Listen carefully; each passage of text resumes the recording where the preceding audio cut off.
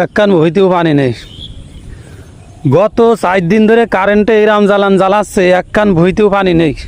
এই যে চাষ করে ফেলাইছে যে ভুই গেছে ফাইটে, এসব ভুইতে পানি দিয়েছি একবার, আর পানি দিতে পারিনি, তার জন্য চষা হয়নি এসব ভুই।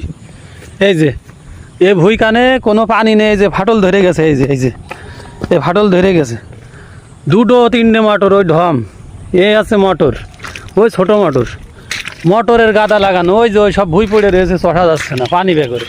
ওই ভুইটায় ধান লাগাবে, পানি বেগরে লাগাইতে পারছে না। মানে যে কয়খান ধান লাগানো হয়ে গেছে তাতে তো পানি ঢাপাইনি দিয়ে, আর যে কয়খান চষবে তাতেও পানি দিতে পারছে না। কারেন্ট আসলে যে মোটরের গুঁড়ায় দৌড় মারছে, আসে যেই সুইচ দিতে যাচ্ছে সে আবার কারেন্ট চলে যাচ্ছে। কারেন্ট লাগের মা আরে কিছু না খেয়ে বলে ফজরের নামাজ পড়ে ধরে এই ভাই বসে রয়েছে পানির জন্যে।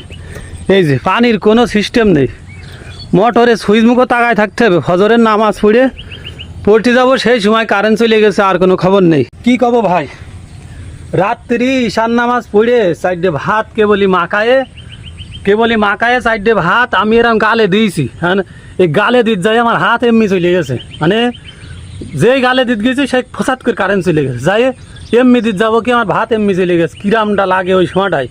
ওই সময় মোবাইলে লাইট জ্বালায়ে তো সেই ভাত খাইছি।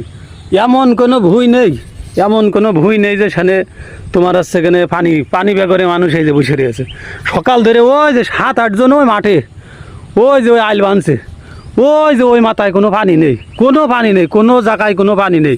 এই ভুইটা কালকে বাসই দিয়েছে, তাই যে গাছ হামছে পানি চলে, মানে সারা ভুঁইর পানি কাইটে ওইটাই দিয়েছে, এখন লাগাবে, তাতেও পানি নেই।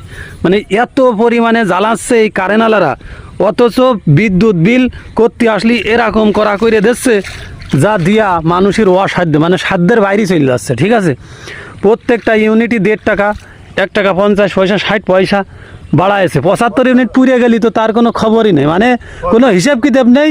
কারেন্ট বিল, বিদ্যুৎ বিল লেখতে ভাললেই এরা বাইসে যায়। এগে যে কী করবে না, এই সোনালীডাঙ্গার এই যে রাধারকুড়ির মাঠ, এই মাঠে ওই যে গাড়ি 3-4 খান পড়ে রয়েছে, মানে পানি বেগরে চাষও করতে পারছে না। এগের এত বড় মানে এগের খারাপ হয়ে গেছে। ঠিক আছে, এ দেশ আর চলল না। শেখ হাসিনার আমলে এরকম জ্বালা এসে সে সুমন্দির তো আল্লাহ দূর করেছে, আর এই সুমন্দির কী করবে আল্লাহ ভালো জানে।